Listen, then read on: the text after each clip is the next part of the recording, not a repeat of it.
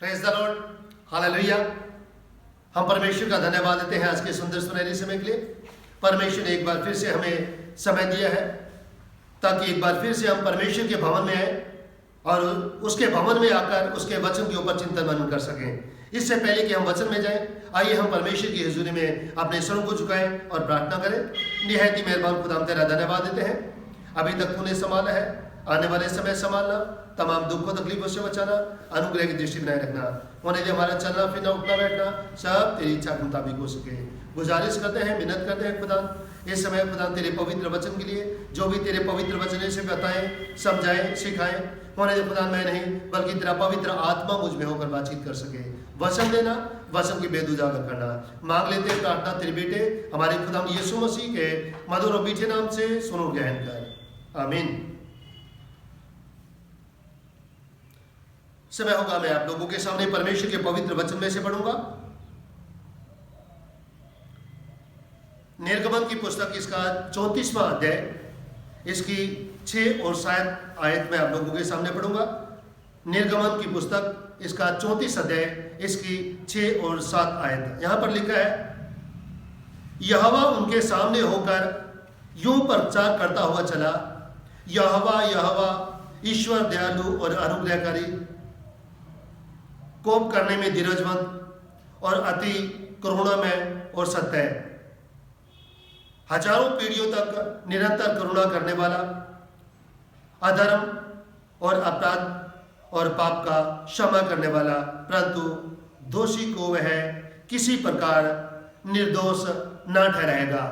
परमेश्वर अपने पवित्र वचन के पढ़े और सुने जाने पर आशीष दे, आमीन।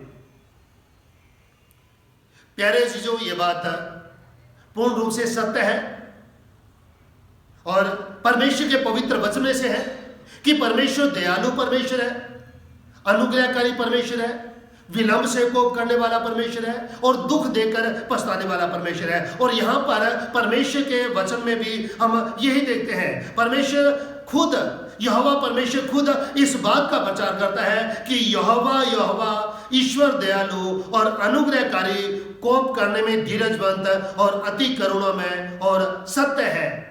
और जब हम योएल नबी की पुस्तक उसका 2वां अध्याय उसकी 13वीं आयत के दूसरे हिस्से को पढ़ते हैं तो वहां पर भी परमेश्वर का वचन यही कहता है, परमेश्वर दयालु है, अनुग्रहकारी है, विलंब से कोप करने वाला है और दुख देकर पछताने वाला परमेश्वर है। और यदि हम योना नबी की पुस्तक इसका 4वां अध्याय इसकी 2री आयत के दूसरे हिस्से को पढ़े तो योना नबी भी कहता है, मैं जानता था तू अनुग्रहकारी और दयालु परमेश्वर है और विलंब से कोप करने वाला, करुणा निदान और दुख देने से प्रसन्न नहीं होता। प्यारे चीजों, परमेश्वर अपने कलाम के द्वारा हमें सिखाता है कि परमेश्वर यदि अनुग्रहकारी परमेश्वर है, यदि दयालु परमेश्वर है, विलंब करने वाला परमेश्वर है, विलंब से कोप करने वाला परमेश्वर है, तो इसका अर्थ यह नहीं है कि यदि परमेश्वर विलंब से कोप करने वाला है, दुख देकर पछताने वाला है, दयालु परमेश्वर है, तो इसका मतलब यह नहीं है कि हम परमेश्वर को हल्के में लें।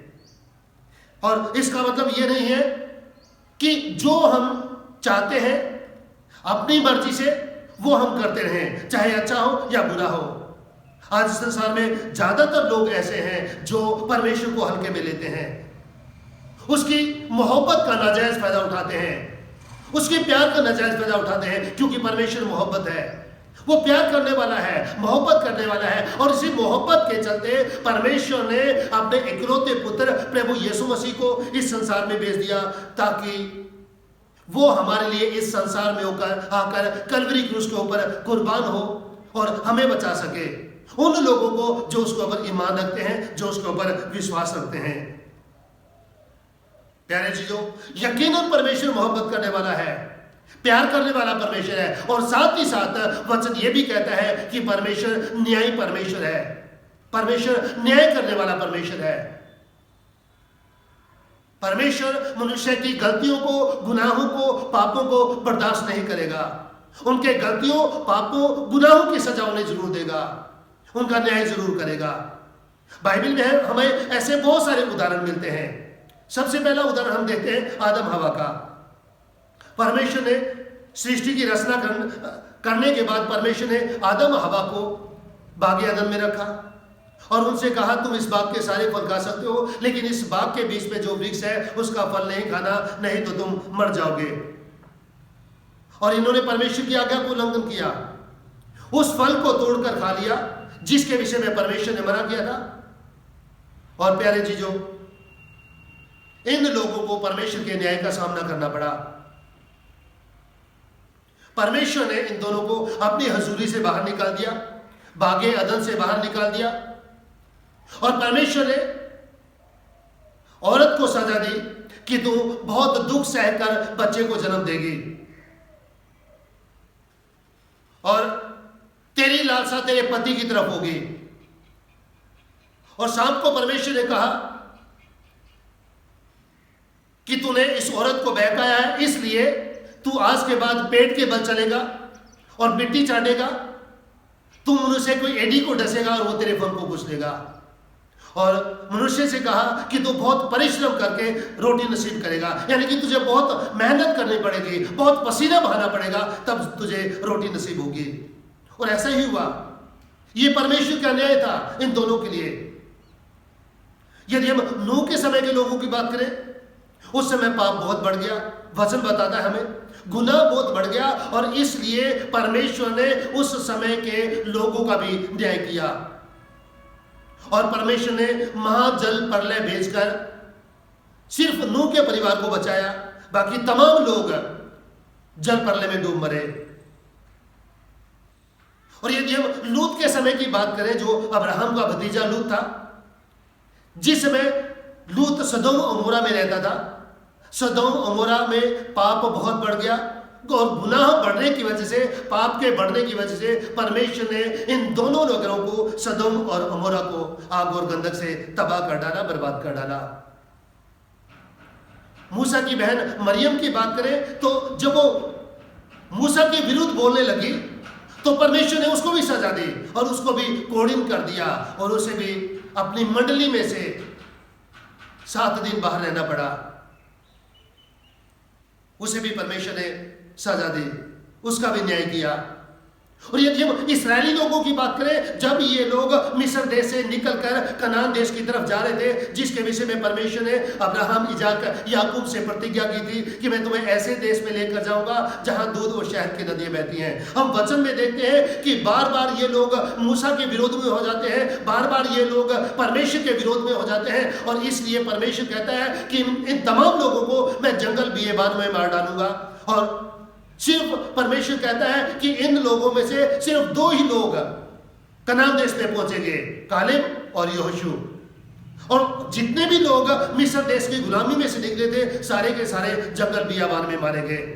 उनकी जो संतान रास्ते में पैदा हुई थी वो लोग कनान देश में पहुंचे, और जो पुराने लोग थे उनमें से कालेब और यहोशू, ये 2 लोग पहुंचने पाए। और उसके बाद हम देखते हैं जब ये लोग कनान देश में पहुंच गए, उसके बाद भी इनके गुनाहों का जो सिलसिला है वो बंद नहीं हुआ। अन्य जाति के जो देवी देवता थे उनकी उपासना करते थे, परमेश्वर से दूर हो जाते थे, परमेश्वर के विरुद्ध हो जाते थे। और इसलिए परमेश्वर ने, और ये जो इस्राएली लोग थे, इस्राएली लोगों को जब इस्राएल 2 हिस्सों में डिवाइड हो गया तो इस्राएल के जो लोग थे उन लोगों को परमेश्वर ने असीरिया देश की गुलामी में भेज दिया। हालेलुया। दूसरी तरफ जो यहूदा के लोग हैं, यहूदा देश के जो लोग हैं, उनको भी परमेश्वर ने, उन्होंने भी परमेश्वर की दृष्टि में बहुत गुनाह किए, बहुत अपराध किए। और इसलिए परमेश्वर ने जो यहूदा देश था उनको भी परमेश्वर ने बेबीलोन की गुलामी में भेज दिया और उनका भी परमेश्वर ने न्याय किया। प्यारे चीजों, यदि हम नए नियम की बात करें तो नए नियम में भी हमारे सामने ऐसे उदाहरण देखने को मिलते हैं। यदि हम प्रेरितों के काम उसका 5वां अध्याय पढ़ें, वहां पर हननिया और सफीरा के बारे में लिखा हुआ है। इन्होंने भी पवित्र आत्मा से झूठ बोला पतरस के सामने, और उसी समय इन लोगों को मौत का सामना करना पड़ा। प्यारे चीजों, ये वो उदाहरण है जब परमेश्वर उसी समय इंसान को सजा दे देता था, जब वो गुनाह करते थे, जब वो पाप करते थे, जब वो अपराध करते थे।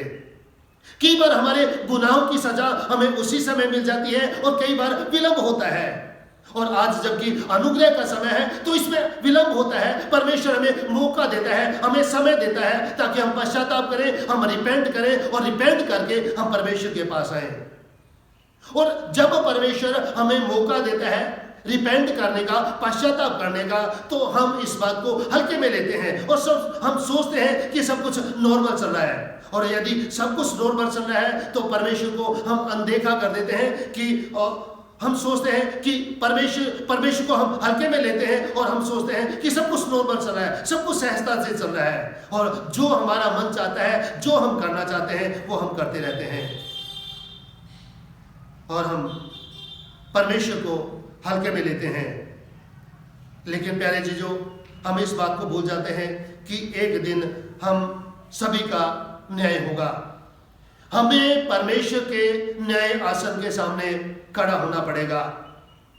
वो न्याय हमारा चाहे इंडिविजुअल हो या फिर हमारा न्याय क्रूस के ऊपर हो। जिन लोगों ने प्रभु यीशु मसीह को अपना उद्धारकर्ता माना है, मुक्तिदाता माना है, जिन लोगों ने प्रभु यीशु मसीह को कबूल किया है, जिन लोगों ने दूसरा जन्म पाया है, पवित्र आत्मा के द्वारा उन्होंने बपतिस्मा लिया है, यानी कि जो लोग मसीह में होकर चल रहे हैं, वो उन लोगों का जो न्याय है वो क्रूस पर होगा। यानी कि उन लोगों के गुनाहों को लेकर प्रभु यीशु मसीह कलवरी क्रूस के ऊपर कुर्बान हो गए। प्यारे जो परमेश्वर अपने कलाम के द्वारा हमें सिखाने की कोशिश करते हैं, समझाने की कोशिश करते हैं। यदि प्रभु यीशु मसीह या यदि परमेश्वर गुनाहों का न्याय ना करें तो प्रभु यीशु मसीह का क्रूस पर जो बलिदान है वो व्यर्थ ठहरेगा। लेकिन प्यारे चीजों, परमेश्वर जो है वो पाप को बड़ी गंभीरता के साथ लेता है और परमेश्वर मनुष्य का न्याय करता है और एक दिन इस संसार के लोगों का न्याय करेगा। जैसा हम परमेश्वर के वचन में देखते हैं कि परमेश्वर ने पुराने नियम में और नए नियम के जो समय के लोग थे उन लोगों का न्याय किया और इसी तरह से प्यारे जी जो परमेश्वर जो एट प्रेजेंट संसार में लोग रह रहे हैं या इस समय के जो इस पीढ़ी के लोग हैं उस पीढ़ी के लोगों का भी परमेश्वर न्याय करेगा। उनको भी परमेश्वर के न्याय आसन के सामने खड़ा होना पड़ेगा। आज जो लोग अपनी मर्जी से जैसा चाहे वैसे ही अपनी जिंदगी को गुजार रहे हैं, ज्यादातर लोग ऐसे हैं जो गुनाह में पड़कर, अपराध में पड़कर अपनी जिंदगी को गुजार रहे हैं और दिन प्रतिदिन परमेश्वर से दूर होते चले जा रहे हैं और इस बात को भूल जाते हैं कि एक दिन हमारा न्याय होगा। और यही हमें परमेश्वर का वचन सिखाता है।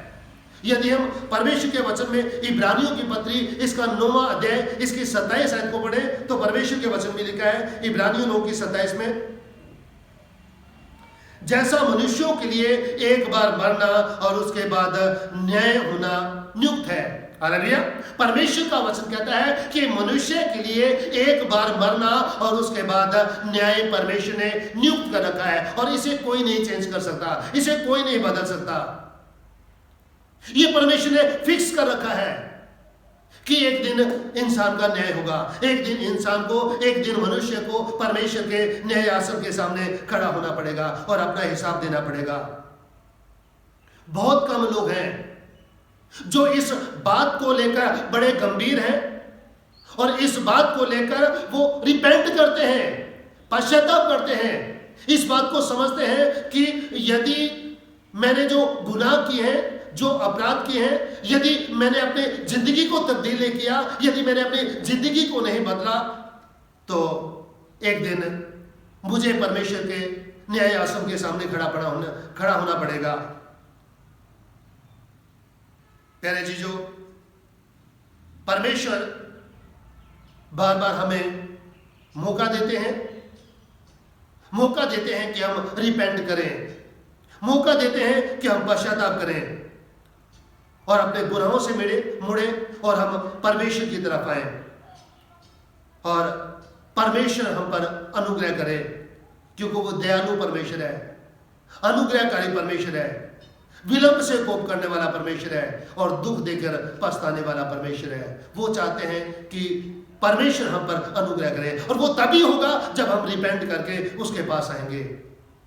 परमेश्वर के वचन में लिखा है, यशायाह की पुस्तक इसका पहला अध्याय इसकी 18 और 19 आयत को पढ़े तो यहाँ पर वचन में लिखा है, यहोवा कहता है आओ हम आपस में वाद विवाद करें। हालेलुया। परमेश्वर का वचन कहता है आओ हम आपस में वाद विवाद करें। तुम्हारे पाप चाहे लाल रंग के हो तो भी वे हिम के समान उजले हो जाएंगे, और चाहे अर्गवानी रंग के हो तो भी वे ऊन के समान श्वेत हो जाएंगे। हालेलुया। परमेश्वर को हमसे कितना कंसर्न है, कितनी वो हमसे मोहब्बत करता है, कितना वो हमसे प्यार करता है। वो खुद हमें इनवाइट कर रहा है, वो खुद हमें बुला रहा है कि आओ आओ हम बैठकर आपस में बातचीत करें, आओ हम इस मसले के ऊपर बातचीत करें। परमेश्वर हमें इनवाइट करते हैं, हमें बुलाते हैं, और वो कहते हैं कि तुम्हारे पाप चाहे लाल रंग के हो वो भी हिम के समान श्वेत हो जाएंगे, और चाहे अर्गवानी रंग के हो तो भी वे ऊन के समान श्वेत हो जाएंगे। प्यारे अजीजों, परमेश्वर हमें क्षमा करना चाहते हैं, हमें माफ करना चाहते हैं। वो खुद हमें इनवाइट कर रहे हैं, खुद आगे होकर हमें बुला रहे हैं कि आओ बैठकर हम बातचीत करें। और 19वें अध्याय में परमेश्वर का वचन कहता है, और यदि तुम आज्ञाकारी होकर मेरी मानो, यदि तुम आज्ञाकारी होकर मेरी मानोगे तब मैं तुम्हारे साथ बातचीत करने के लिए तैयार हूं। परमेश्वर हमारे साथ बातचीत करना चाह रहे हैं, हमारे गुनाहों को माफ करना चाह रहे हैं, क्योंकि परमेश्वर नहीं चाहता कि कोई इंसान गुनाह में पड़कर मर जाए। यदि हम दूसरा पत्रस का 3रा अध्याय 9वीं आयत पढ़े तो यहां पर परमेश्वर के वचन में लिखा है, दूसरा पत्रस 3रा अध्याय इसकी 9वीं आयत में परमेश्वर के वचन में लिखा है, प्रभु अपनी प्रतिज्ञा के विषय में देर नहीं करता जैसी देर कुछ लोग समझते हैं, परंतु तुम्हारे विषय में धीरज धरता है और नहीं चाहता कि कोई नष्ट हो, वरन यह है कि सबको मन फिराव का अवसर मिले। हालेलुया। परमेश्वर का वचन कहता है प्रभु अपनी प्रतिज्ञा के विषय में देर नहीं करता जैसा कि देर कुछ लोग समझते हैं, पर तुम्हारे विषय में धीरज धरता है और नहीं चाहता कि कोई बर्बाद हो, नहीं चाहता कि कोई नष्ट हो, नहीं चाहता कि कोई नरक में जाए। यानी कि परमेश्वर बार बार मौके देते हैं कि मनुष्य रिपेंट करे, पश्चाताप करे, और पश्चातापी हृदय से परमेश्वर की ओर लौट कर आए। और परमेश्वर का वचन कहता है, यशायाह 1:19 में कहता है, यदि तुम आज्ञाकारी होकर मेरी मानो। परमेश्वर कोई बहुत बड़ी आज्ञा नहीं दे रहा है हमें करने के लिए, कोई बहुत बड़ा हुक्म नहीं दे रहा है कि तुम ये काम करोगे तब तुम स्वर्ग के राज्य में जाओगे। नहीं,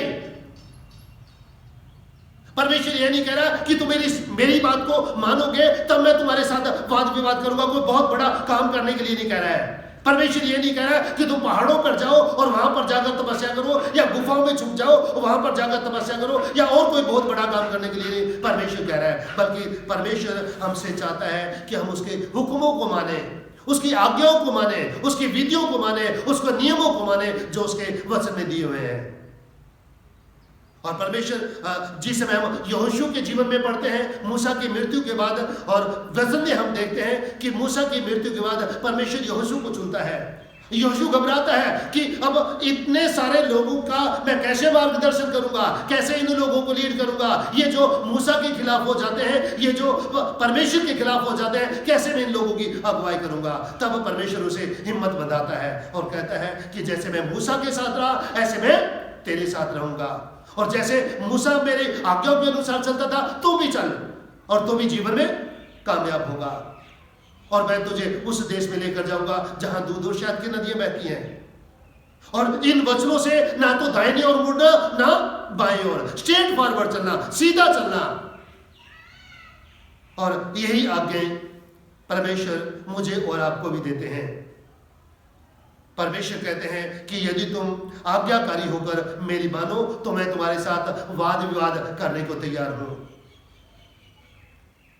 और यदि हम आज्ञाकारी नहीं होंगे यदि हम परमेश्वर की नहीं मानेंगे तब क्या होगा? वचन में लिखा है, यशायाह की पुस्तक इसका पहला अध्याय इसकी 20 आयत के दूसरे हिस्से में लिखा है, और यदि तुम ना मानो और बलवा करो तो तलवार से मारे जाओगे।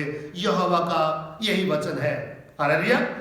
यदि तुम बलवा करो, यदि तुम ना मानो, तो परमेश्वर का वचन कहता है तुम लोग तलवार से मारे जाओगे। यानी कि परमेश्वर का जो क्रोध है वो तुम लोगों पर प्रकट होगा। जब हम परमेश्वर के पवित्र वचन में से रोमियो की पत्री पढ़ते हैं, तो रोमियो की पत्री में लिखा है इसके 3 अध्याय की 5वीं और 6वीं आयत में इस तरह से लिखा है,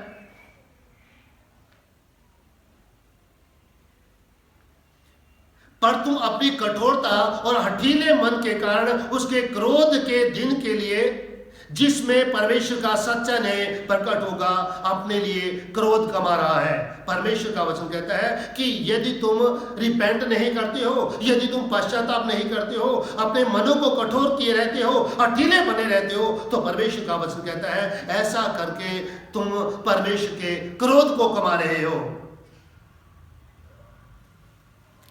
आज संसार में बहुत सारे लोग हैं, ज्यादातर लोग ऐसे हैं जो हठीले बने हुए हैं और अपनी जिंदगियों में तब्दीली नहीं चाहते हैं, अपनी जिंदगियों में बदलाव करना नहीं चाहते हैं, रिपेंट नहीं करना चाहते हैं, पश्चाताप नहीं करना चाहते हैं, और इसलिए उन्हें परमेश्वर के क्रोध का सामना करना पड़ता है।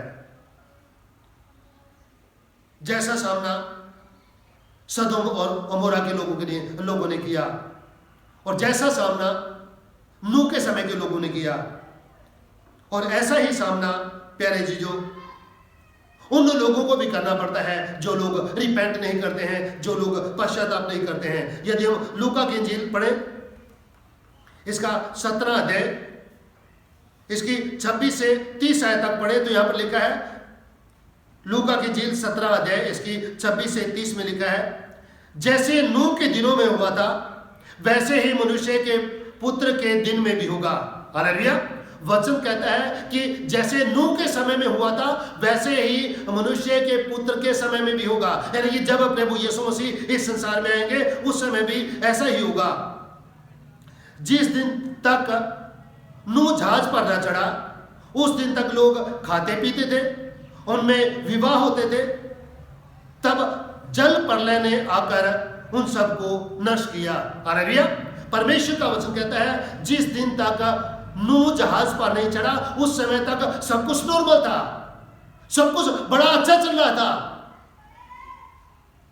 लोगों में ब्याह शादी होते थे, लोग लेन देन करते थे, घर बनाते थे, आपस में मिलते जुलते थे, सब कुछ होता था। लेकिन जिस दिन नूह जहाज पर चढ़ा और उसी दिन आकाश के झरोखे खुल गए, जमीन में से पानी के सोते फूट निकले और मूसलाधार बरसात होने लगी, और परमेश्वर ने उस समय के लोगों को तबाह कर डाला, बर्बाद कर डाला, जल प्रलय के द्वारा सभी को मार डाला। और आगे परमेश्वर के वचन में पढ़े तो आगे लिखा है, और जैसे लूत के दिनों में हुआ कि लोग खाते पीते, लेन देन करते, पेड़ लगाते और घर बनाते थे, परंतु जिस दिन लूत सदोम से निकला उस दिन आग और गंधक आकाश से बरसी और सबको नष्ट कर दिया। हालेलुया। और परमेश्वर का वचन कहता है कि जब तक लूत सदोम अमोरा में था उस दिन तक लोग सब कुछ दुरुस्त था, सब कुछ सही चल रहा था। लोग खाते पीते थे, लेन देन करते थे, घर बनाते थे, ब्याह शादियां होती थी, उनमें सब कुछ हो रहा था, सब कुछ नॉर्मल चल रहा था। लेकिन जिस दिन लूत अपने परिवार के साथ, अपनी बीवी और अपनी बेटियों के साथ सदोम और अमोरा से निकला, और उसी दिन परमेश्वर ने आग और गंधक आकाश से बरसाकर इन दोनों शहरों को, सदोम और अमोरा को बर्बाद कर दिया। प्यारे जीजो, परमेश्वर का वचन आगे 30वीं आयत में कहता है, मनुष्य के पुत्र के प्रकट होने के दिन भी ऐसा ही होगा। जब प्रभु यीशु मसीह का आगमन इस संसार में होगा, परमेश्वर का वचन कहता है उस समय भी ऐसा ही होगा। लोग लेन देन कर रहे होंगे, व्यापार कर रहे होंगे, घर बना रहे होंगे, ब्याह शादी कर रहे होंगे, और अचानक से ही प्रभु यीशु मसीह का आगमन इस संसार में हो जाएगा। अचानक से ही प्रभु यीशु मसीह इस संसार में आ जाएंगे। ये तब तक था जब तक नूह जहाज पर ना चढ़ा, और जब तक लूत अपने परिवार के साथ सदोम और मोरा से नहीं निकला। नूह के जहाज में चढ़ते ही परमेश्वर ने द्वार को बंद कर दिया और मूसलाधार बरसात होने लगी, और लूत के सदोम और मोरा से निकलते ही, उसके परिवार के निकलते ही परमेश्वर ने इन दोनों शहरों को तबाह कर दिया, बर्बाद कर दिया आग और गंधक के द्वारा। प्यारे जीजों, आज भी संसार के ज्यादातर जो लोग हैं अपनी मर्जी से, अपने हिसाब से नूह के समय के लोगों के समान, लूत के समय के लोगों के समान व्यभिचार में जिंदगी गुजारे हैं, गुनाह में, पाप में, अपराध में जिंदगी गुजारे हैं, जो उन्हें अच्छा लगता है वो कर रहे हैं। और ये सिर्फ चर्च के बाहर की बात नहीं है, यदि हम चर्च की भी बात करें तो चर्च में भी ऐसा ही है, कलीसियाओं में भी ऐसा देखने को मिलता है। हालांकि कलीसिया के लोग, मसीही लोग, विश्वासी कहलाने वाले लोग दुआ करते हैं, चर्च आते हैं, वचन पढ़ते हैं, वचन सुनते हैं, फिर भी उनके जीवनों में बहुत सारी बुराई पाई जाती हैं, और उन बुराइयों से वो बाहर नहीं निकलना चाहते हैं, रिपेंट नहीं करना चाहते हैं, पश्चाताप नहीं करना चाहते हैं। वो लोग हट्टी बने हुए हैं, जिद्दी बने हुए हैं। और परमेश्वर के वचन भी लिखा है, यदि हम नीति वचन इसका 29 अध्याय इसकी पहली आयत पढ़े तो यहां पर वचन में लिखा है, जो बार बार डांटे जाने पर हट करता है वह अचानक नष्ट हो जाएगा, और उसका कोई भी उपाय काम ना आएगा। परमेश्वर का वचन कहता है कि जो इंसान बार बार डांटे जाने पर भी हट करता है, जिद करता है, अपनी बुराई से पश्चाताप नहीं करता है, परमेश्वर का वचन कहता है वो इंसान अचानक नाश हो जाएगा। तो आज का जो मनुष्य है अपनी मर्जी से, अपनी समझ से अपनी जिंदगी को गुजारा है, रिपेंट नहीं करना चाहता, पश्चाताप नहीं करना चाहता। कई बार हम गलतियां करते हैं, गुनाह करते हैं, अपराध करते हैं, और हम कहते हैं कि शायद हमें कोई देख नहीं रहा है, और इसलिए धड़ल्ले से वो इन कामों को करते हैं। लेकिन परमेश्वर का वचन हमें सिखाता है, जब हम शुभोपदेशक इसका 12 अध्याय इसकी 14 आयत को पढ़े तो वचन में लिखा है, क्योंकि परमेश्वर सब कामों और सब गुप्त बातों का, चाहे वो भली हो या बुरी हो, न्याय करेगा। हालेलुया। परमेश्वर का वचन हमें सिखाता है कि परमेश्वर हर एक बात का न्याय करेगा, चाहे वो भली है या बुरी है। परमेश्वर हर एक काम का और सब गुप्त बातों का न्याय करेगा। प्यारे जीजों, इसलिए परमेश्वर आज मुझे और आपको और हम सभी को सिखाने की कोशिश करते हैं कि यदि परमेश्वर ने हमें मौका दिया है तो परमेश्वर चाहते हैं कि हम रिपेंट करें, हम पश्चाताप करें। कोई नहीं जानता किसका अंत कब आ जाए। यदि हम आज के समय की बात करें तो आज यूक्रेन और रशिया में युद्ध चल रहा है, और वहां पर बहुत सारे इनोसेंट लोग, बेगुनाह लोग मारे जा रहे हैं। कभी उन्होंने सोचा भी नहीं होगा कि अचानक उनको इस संसार को छोड़कर जाना पड़ेगा, या इस तरीके से उनको इस संसार को छोड़कर जाना पड़ेगा, लेकिन हुआ है। ये सच्चाई है, और आज ये सब कुछ हो रहा है।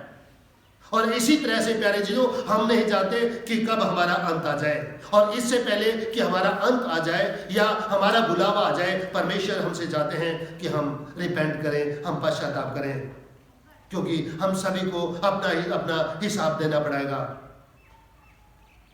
परमेश्वर के वचन में यदि हम प्रकाशित वाक्य इसका 22वां अध्याय इसकी 11 और 12 आयत को पढ़ें तो वचन में लिखा है, प्रकाशित वाक्य 22 अध्याय 11 और 12 आयत में लिखा है, जो अन्याय करता है वह अन्याय करता रहे, और जो मलिन है वह मलिन बना रहे, और जो धर्मी है वह धर्मी बना रहे, और जो पवित्र है वह पवित्र बना रहे। देख, मैं शीघ्र आने वाला हूं, और हर एक के काम के अनुसार बदला देने के लिए प्रतिफल मेरे पास है। हालेलुया। प्रभु यीशु मसीह ने यह बात क्यों कही है? कि जो अन्यायी है वो अन्यायी बना रहे, और जो मलिन है वो मलिन बना रहे, और जो धर्मी है वो धर्मी बना रहे, जो पवित्र है वो पवित्र बना रहे। क्यों प्रभु यीशु मसीह ने ये कहा है?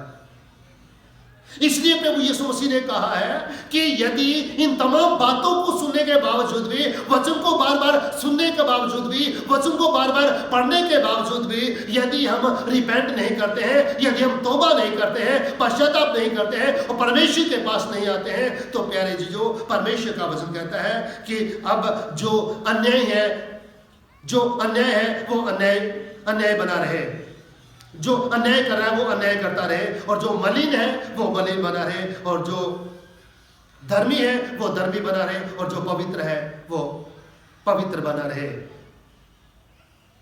क्योंकि प्रभु यीशु मसीह आगे कहते हैं कि देख मैं शीघ्र आने वाला हूं, और हर एक के काम के अनुसार बदला देने के लिए प्रतिफल मेरे पास है।